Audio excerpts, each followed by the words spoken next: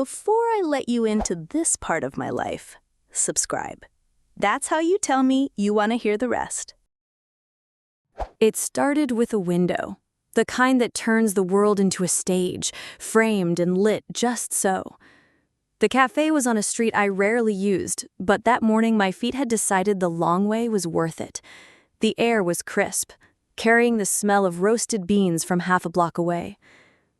I stepped inside, letting the doorbell's chime announce me to a room that smelled of cinnamon and coffee grounds. Light poured in from tall windows, falling across polished tables in the shine of the espresso machine. And in one of those windows, reflected between my own face and the street outside, stood a man. Gray scarf. Unmoving. His gaze wasn't sharp enough to call staring. It was softer, stranger, like he was remembering me. When I turned to check the street, he was gone. I brushed it off. Cities collect glances. Strangers catch your eye, then melt into the crowd. I ordered a cappuccino, paid, and took a seat by the glass.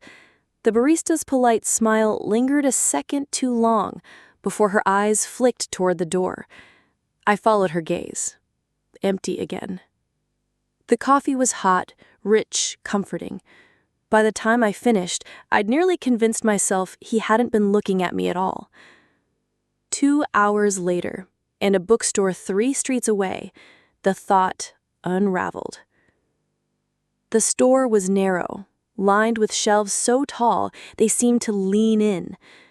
A brass bell above the door marked every entrance. I wandered to the back, running my fingers along the spines of old novels. That's when I saw him again. Not directly, but in the reflection of the glass display case by the register. Same gray scarf, different coat, standing still, head slightly tilted, as if listening for something only I could say. The clerk's voice startled me. "Can I help you find something?" I shook my head, eyes still on the glass. "No, I'm just looking." By the time I turned fully toward the door, he was gone. I don't scare easily, but there's a difference between being seen and being kept. I left without buying anything. The street outside was busy, but my eyes kept scanning for that scarf, that stillness. Nothing. The afternoon found me at the riverside, where street musicians played for tourists and the air was sweet with roasted chestnuts. A boat passed slowly, its wake lapping at the stone embankment. People moved in clusters, pausing for photos. And in that blur, he stood perfectly still. Same scarf. I stopped walking. "Do we know each other?" I asked, not loudly, but enough for my own voice to carry. A flower seller nearby glanced at me, puzzled. "Talking to me, dear?" He was gone again. And about 47. I've told that story before. If you're curious, you'll find it among my earlier videos. By evening, I'd filed it under coincidence. Cities repeat faces, we cross paths without knowing. But just before midnight, from my apartment window, I saw him again. Same scarf, under the yellow pool of a lamppost across the street. He didn't move, didn't look away. And when I finally blinked, the space he'd occupied was empty. The next morning, I woke with the feeling of having forgotten something important. My phone held no clues, just the usual stream of notifications and a weather alert about incoming rain. I tried to focus on work, but the scarf kept intruding, replaying in my mind like a half-remembered song. I told myself it didn't matter. Strangers are accidents of geography. They overlap, then vanish. Around noon, I stepped out for lunch. The air had changed, cooler, with the faint metallic scent of rain on its way. I choose a table near the window of a small noodle shop. Halfway through my meal, a shadow crossed the glass. Gray scarf. Same. Stillness. This time, I didn't look away. I lifted my phone and aimed at the window, like I was adjusting the camera for a selfie. Through the screen, the scarf was there, and then it wasn't. A waitress paused beside me. "Is someone meeting you?" "No," I said. "Why?" "You keep looking toward the street." She moved on, but I could feel her glancing back. After lunch, I took a different route home, cutting through streets I rarely used. Rain began to fall. Thin, steady threads, sewing the city into a quieter version of itself. My coat hood narrowed my view, but not enough to hide him. Across the street, matching my pace. Not close, not far, just parallel. At the next intersection, I stopped. Traffic lights blinked through the drizzle. I stepped toward his side of the street. A delivery van passed between us, and when it cleared, nothing. By the time I reached my building, I was wet enough to regret not carrying an umbrella. The hallways smelled faintly of damp wool and floor polish. Outside my apartment door, something waited. Not a note, not flowers, just a folded sheet of newsprint, edges frayed like it had been carried too long in a pocket. Inside, one article was circled in red, a small piece about a missing man last seen near the river wearing a gray scarf. No date, no photo, just the description and a single witness statement. He was looking at someone like he knew them. I set the paper on the counter, unsure whether to laugh or lock a door twice. By night, the rain had deepened, turning the streets to mirrors. I sat by my window, lights off, watching those reflections shift and ripple. At 10:42 p.m., the scarf appeared again. This time, he was closer, across the narrow street, under my neighbor's balcony. He didn't look up at me. His head was tilted toward the building's entrance, as if listening. A minute later, the intercom buzzed. I didn't answer. It buzzed again, and again, then stopped. When I looked back to the street, the scarf was gone. The intercom crackled once, faintly, like a voice trying to form words. Then silence. I didn't sleep well. By morning, the city felt different. The rain had rinsed away the usual noise, leaving everything sharper, more deliberate. I left early, hoping to outrun whatever this was. But as I reached the corner bakery, the bell over the door rang, and I froze. He was inside. Gray scarf, folded neatly over a dark coat. He stood by the counter, one hand resting on a paper bag, the other holding exact change. He didn't look at me, but I felt him notice. I almost walked out. Instead, I took a slow step forward, pretending to study the pastries in the glass case. The woman at the counter handed him his bag. "See you next Tuesday," she said. My head snapped toward her, but by the time I looked back at him, the door was closing behind him, bell still swaying. "Do you know him?" She shrugged. "He comes in sometimes, always buys the same thing. Almond croissant, pays exact." "When's next Tuesday?" Her eyes flicked to mine. "You know when Tuesday is." I left without ordering. The street was already busy, and he was gone again. By late afternoon, I'd convinced myself to confront him. If I saw him again, I'd follow. Not to a dark alley, not into danger, but far enough to learn where he disappeared to. I didn't have to wait long. At the tram stop, as people bunched under the shelter, he was suddenly there. just at the edge of my vision. When the tram arrived, I let the first wave of passengers board and stayed back. He stepped on, taking a seat by the window. I got in through the rear door, keeping him in sight. The tram rattled through the city. At each stop, people shuffled off and on, but he stayed. His gaze stayed fixed out the window, but not on the view, on reflections. Every time someone's face aligned with his in the glass, his eyes sharpened.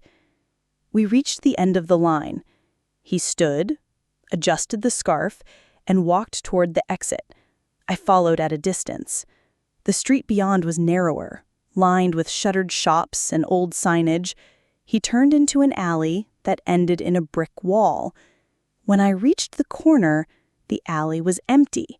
No doorways, no gates, just wet bricks and the sound of a dripping gutter. Something on the ground caught my eye. A folded piece of paper. I picked it up. It was a photograph. My reflection in the café window, and behind me, the gray scarf. On the back, in neat handwriting, "You keep turning too late." I took the photo home and set it on my desk under the warm pool of a desk lamp. It sat there like evidence for a case that no one had filed yet. The image disturbed me in ways I couldn't put into words.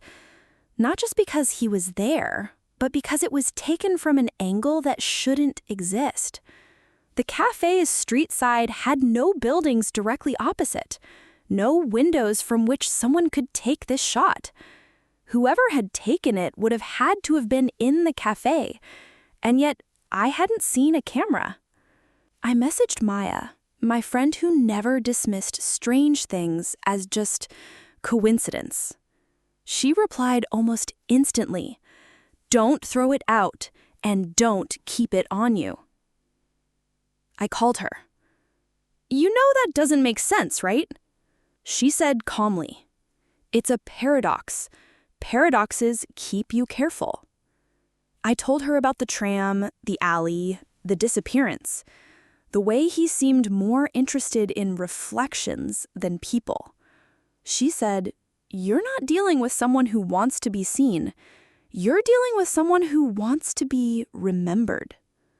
Her words settled in my chest like a weight. Later that night, the streets gleamed from a steady drizzle. I couldn't stay inside.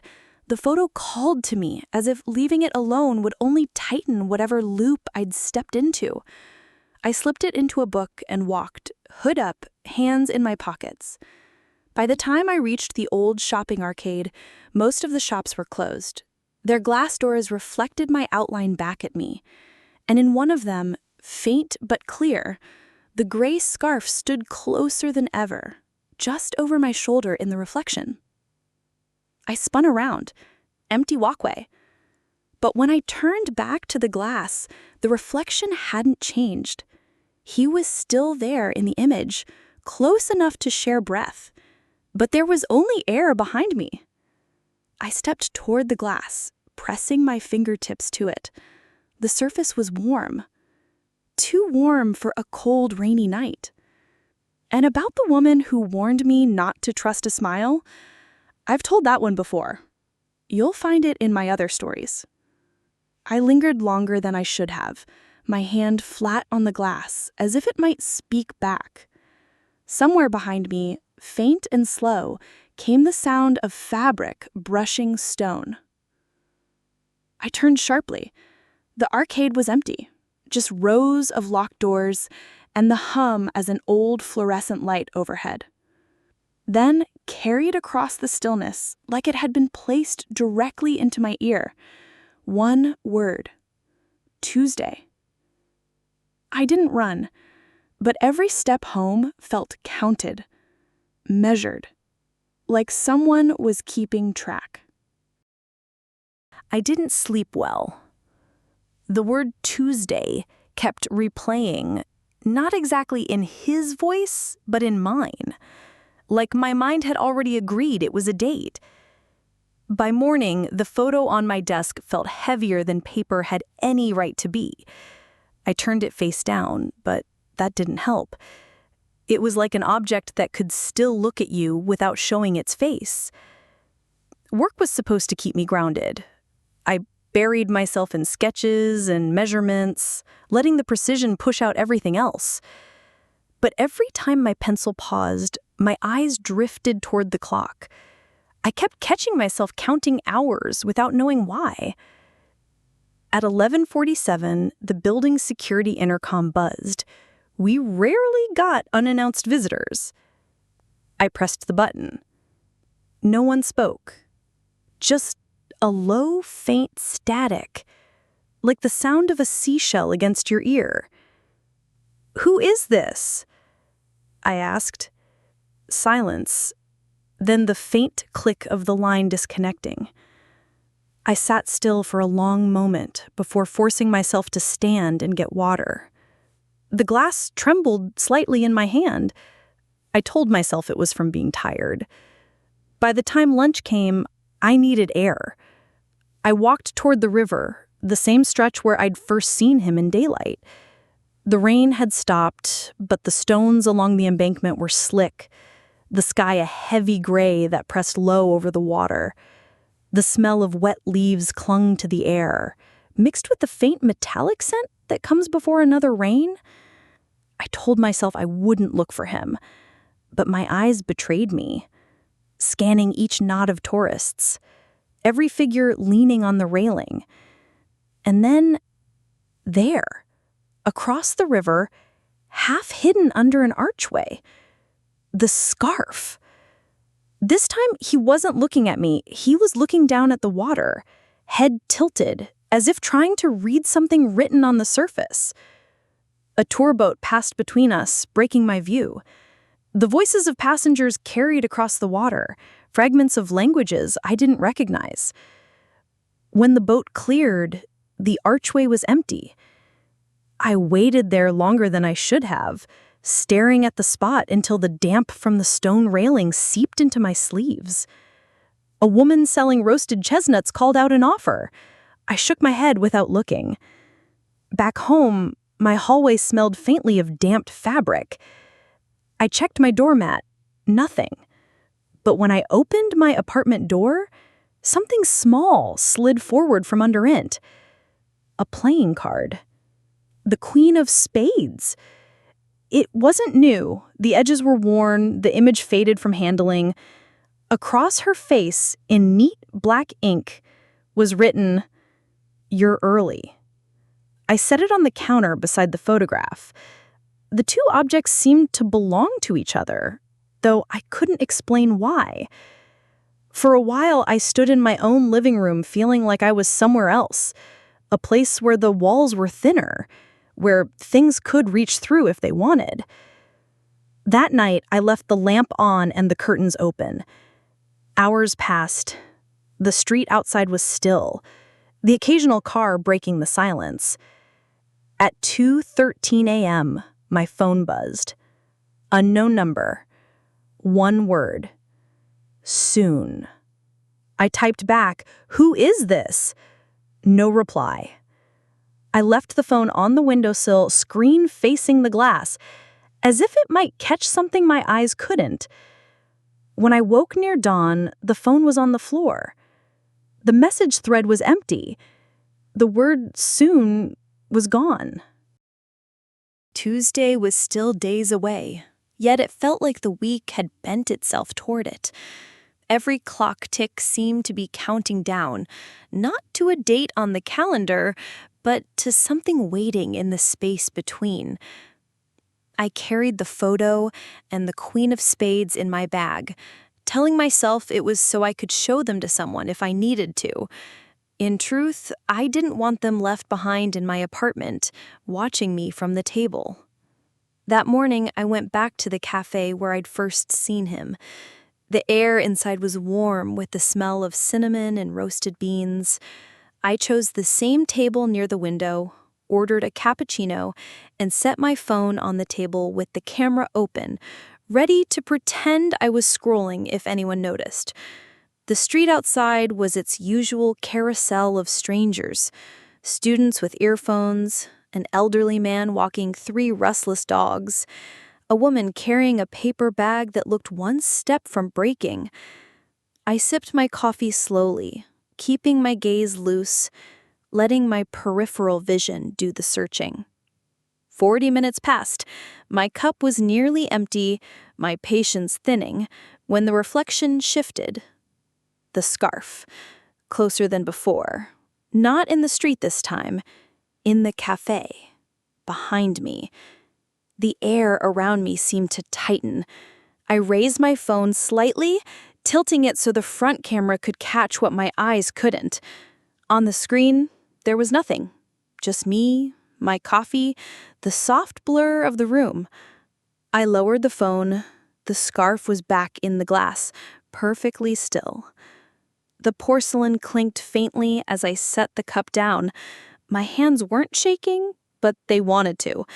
I turned quickly toward where he should have been standing. Empty space. A man in a suit passed by carrying a laptop bag, but no scarf, no stillness. The barista approached with a polite smile. "Another coffee?" I shook my head, gathered my things, and left before she could ask why my chair scraped the floor like I was in a hurry. The walk home felt wrong. The city had the same shape, but the edges didn't align. I took side streets, checking every pane of glass I passed. In most, my reflection matched me, but once or twice I could swear it lagged a fraction of a second behind.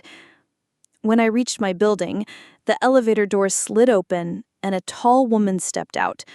Her scarf was deep green, the wool soft and heavy, and her eyes carried a calm that felt practiced. "You're looking for him," she said, not a question. "Excuse me?" "The one in the gray scarf." My voice came slower than I meant. "You know him?" "No one knows him, but he finds the ones he wants." Something about her tone told me she wasn't warning me for the first time. "What happens if I keep looking?" "You won't like the answer," she said simply. Then, as she passed, "Don't look for him on Tuesday. If you do, he'll follow you home." Her perfume was faint, cedar and something floral, but it lingered in the air long after she turned the corner. I thought about following her, but the idea felt wrong, like stepping into a story that wasn't mine to tell. That night, I placed the photo and the card side by side on my table. I stared at them until the lines between the two began to blur. The queen's black eyes seemed to shift toward the scarf in the photograph. Hours slid past. I didn't check the time until my phone lit up with a sudden glow. 11:58 p.m. The intercom buzzed. 3 short bursts. A pause. 3 more. I froze in my chair. The buzzer stopped. Seconds later, my phone vibrated with a new notification. Camera active. I opened it.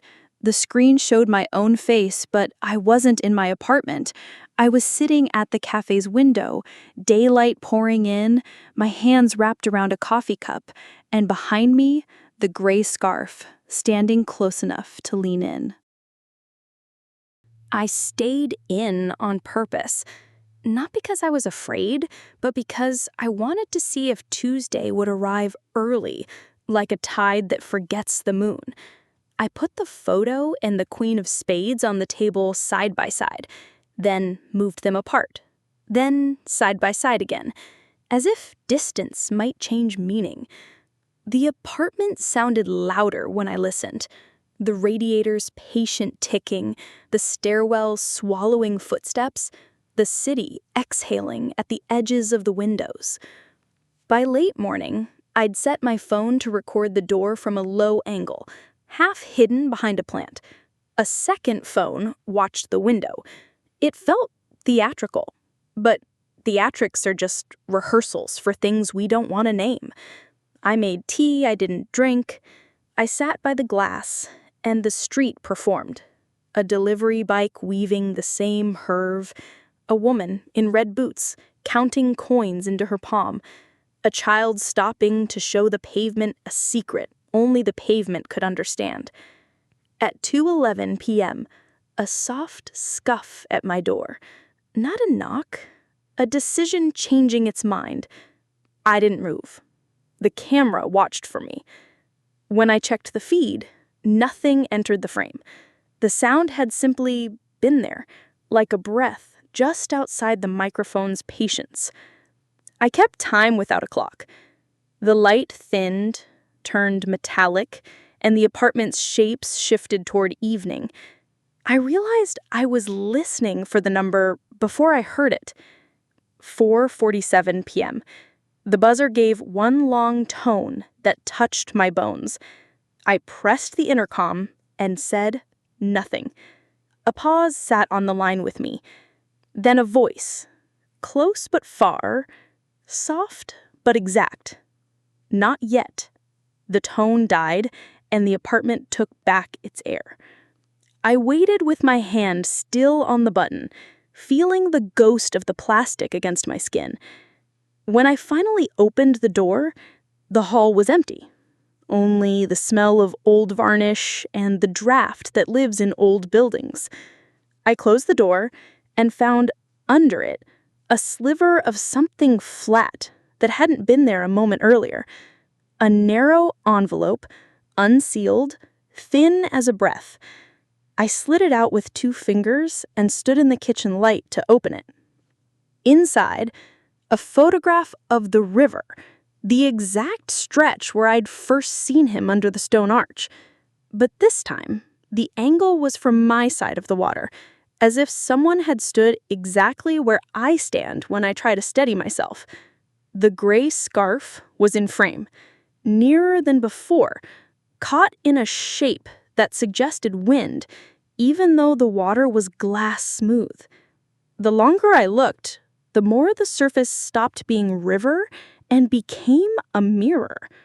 My own reflection lay there, a faint double of me, wearing the same sweater, the same restless posture I held now. On the back, in the same neat, deliberate hand as the other notes, "You're already standing there." I put the photo next to the Queen of Spades. The card's worn edges made the new print look too clean, like a sentence copied carefully into a notebook after the test. "You're early," said the Queen. "You're already standing there," said the River. I didn't like how easily the lines agreed. I texted Maya the image and the line. She called instead of answering. "He's collapsing your before and after. He wants you to look until you forget which side you're on, street or glass. Don't go anywhere alone after dusk. And if he speaks again, don't answer with a time word." What's a time word? Soon, later, tomorrow, Tuesday, she said, and let the last one hang.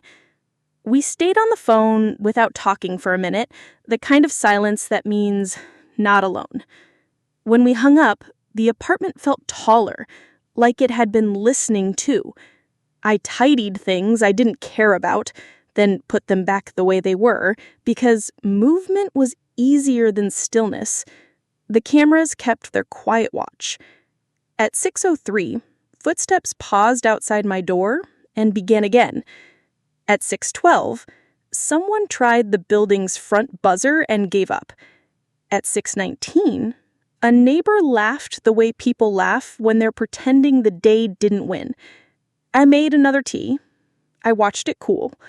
The city turned its lights on one by one, like a careful promise. A little after 9, I stood at the window and let the room go dark behind me. The glass gave me back a version of myself that didn't blink when I did. I held still long enough to see the trick. My reflection wasn't slow, it was watching something over my shoulder. I turned fast. Emptiness. And faster back to the glass. The scarf was there in the image. Close enough that I could have counted the weave. In the street behind me, there was only the occasional car, the occasional umbrella choosing a side of the sidewalk. I pressed my fingertips to the pane. The glass held a kind of borrowed warmth that didn't belong to the weather. I whispered, almost without sound, "What do you want?" The glass didn't answer, but the apartment did. The radiator sighed, a pipe clicked. The hallway breathed. And about the night I thought I stood in two places at once, I've told that one before. If you're curious, you'll find it among my earlier stories. Close to midnight, the intercom gave 3 short bursts, a pause, 2 more, like someone remembering the right rhythm too late. I didn't touch it. My phone lit on the table with no sender, no thread, just a small gray banner that read, "Camera active." I opened it and found my own face again, framed by morning light that didn't exist, hands around a cup I hadn't poured, the café window drawing a clean rectangle around my day. Behind me, the gray scarf waited like a sentence without a verb. I set the phone down and watched it watch me. In its screen, I was already at the table. At my window, I was still in my dark apartment. In the new photo, I was by the river wearing the sweater I wore now. The word that arrived wasn't so much a voice as a shape in the room. Tuesday. I swallowed it and said nothing back, not even in my head. I stood in the quiet and let the clocks do their small work, and when the minute changed, I was still here. Tuesday had a weight now.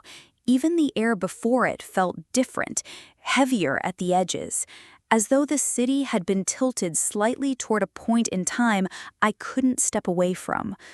I woke before dawn, the apartment still gray and soft with sleep, but my thoughts already moving like I'd been up for hours.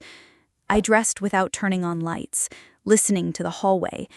No footsteps, no voices, just the occasional creak in the pipes, the sound of water moving through the bones of the building. I checked the cameras on my phone. Nothing but the slow shift of light from night to morning. Still, I couldn't shake the idea that something had already been here, that the absence itself was a kind of presence. I went out early, walking streets that were still shaking off last night. Trash bags lined the curbs like dark punctuation marks. A bakery's first batch of bread sent a warm note through the air. I told myself I was only out to get coffee, but my path was already bending toward the river. When I reached the archway, it was empty. No scarf, no shadow, just the slow water and the sound of it touching stone. I stood there long enough for the morning to fully take over the sky, long enough to draw the attention of a man walking his dog who glanced at me twice before passing. On the way back, I stopped in front of a shop window to adjust my scarf. My reflection looked back, but it wasn't mine entirely. The posture was off, straighter, more deliberate, and the background behind my reflected self wasn't the street I stood on, it was the café. I turned quickly, scanning the glass for a trick, for an angle. Nothing. When I looked again, my reflection was my own. I hurried home, my heart carrying the sound of my steps faster than my body. At 3:17 p.m., the first knock came. 3 slow, deliberate raps. I waited. Another 3, faster this time.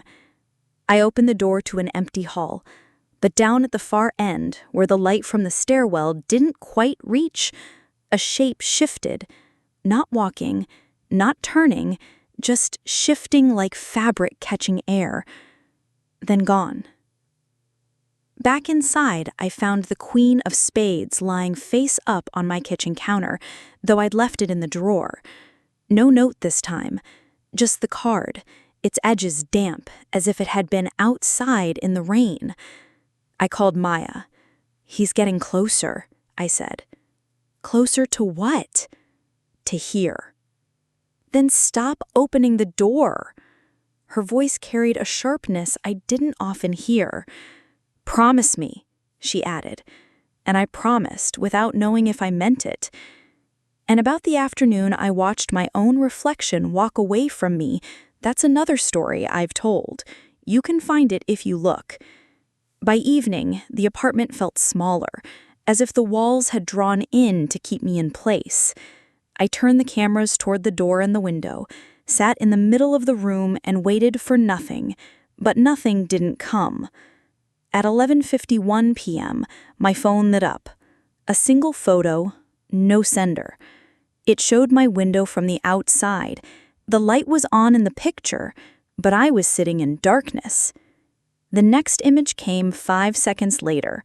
The same view, but closer. The third photo arrived before I could lock the door. It was the cafe window again, my face caught mid-smile, the scarf behind me. I dropped the phone onto the table, but the screen stayed bright, waiting for me to see the fourth image. It was my apartment door, from the hallway, and in the lower corner, barely in frame, the trailing edge of gray fabric. I didn't sleep that night. Not really. I drifted in and out, my mind catching on every small sound. The building settling, a distant siren, the whisper of tires through wet streets. At some point, I realized I was lying in bed with my eyes open, staring at the faint glow under my door. I hadn't left any lights on. I got up slowly, my feet remembering every place the floor would creak. The glow didn't move, didn't fade. I opened the door and found the source.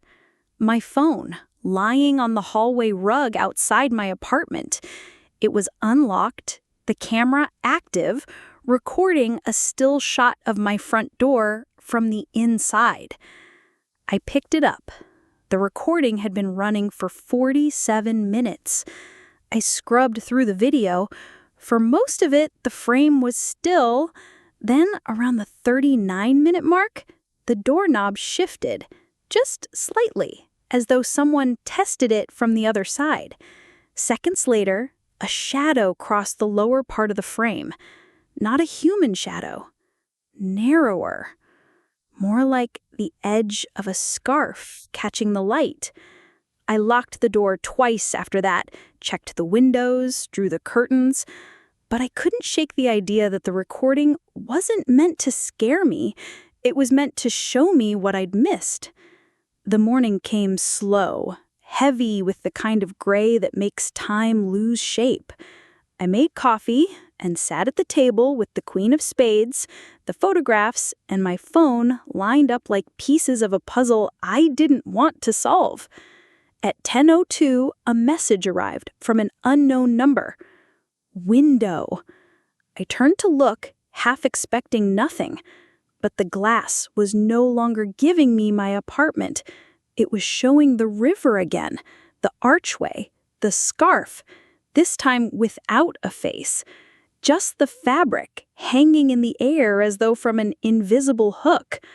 The water beneath it was still, but the reflection was moving, as if something beneath the surface was trying to climb out. I backed away from the window. The reflection didn't follow me. It stayed pressed against the glass, waiting. And about the morning the river came to my window, I've told that one before. It's there, if you know where to find it. I called Maya, but she didn't pick up. I tried again, still nothing. On the third try, someone answered, but it wasn't her. Wrong number, the voice said, low and deliberate, but not the wrong person. Then the line went dead. I didn't call again. Instead, I took every photograph, every note, every card, and put them in a shoebox. I taped it shut, wrapped it in a scarf of my own, and shoved it to the back of the highest shelf in my closet. I told myself that meant I was done. But when I came back into the kitchen, The Queen of Spades was on the table again. The Queen of Spades sat where I hadn't left her, her paper face tilted toward me as if she were waiting for my turn in a game I hadn't agreed to play. I didn't touch her. I just stood there, letting the seconds fill the room until I could breathe without feeling my ribs tighten. At 11 a.m., I heard the elevator in the hallway stop on my floor. The doors opened. Footsteps. Slow. Measured. Too even to be casual. Came down the corridor. They stopped outside my door. The silence afterward was almost louder. Then, a soft sound. Not a knock. Not a scrape. More like fabric brushing against wood. I didn't move. The footsteps went back the way they'd come, into the elevator, down into whatever part of the building swallows things whole. I checked the hallway. Empty. But just beyond the elevator, on the carpet, a small white card lay face down. I picked it up. On one side, blank. On the other, in the same neat black ink as before, it's still Tuesday. It wasn't. I checked the date twice as if my phone could be lying. I called Maya again. No answer. I typed her a message. Call me, now. The text sent, but stayed unread. By mid-afternoon, the city outside felt like it was holding its breath. The street noise was thinner, as though something had pulled the volume down. I stood by the window, watching the glass for any change. Nothing.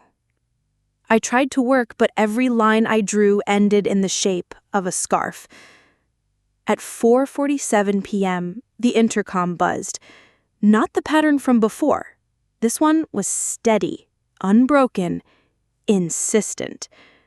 I picked it up. Static at first, then a voice I knew and didn't. Open the door. It wasn't a request. I didn't answer. I set the receiver down, my hand now trembling in a way it hadn't before. The buzzing stopped. I went to the door anyway. The peephole showed nothing but the hallway's dim light. I almost turned away. Almost. But the smallest movement caught my eye. At the far end of the hall, just before the stairwell, a figure stood. Too still to be casual.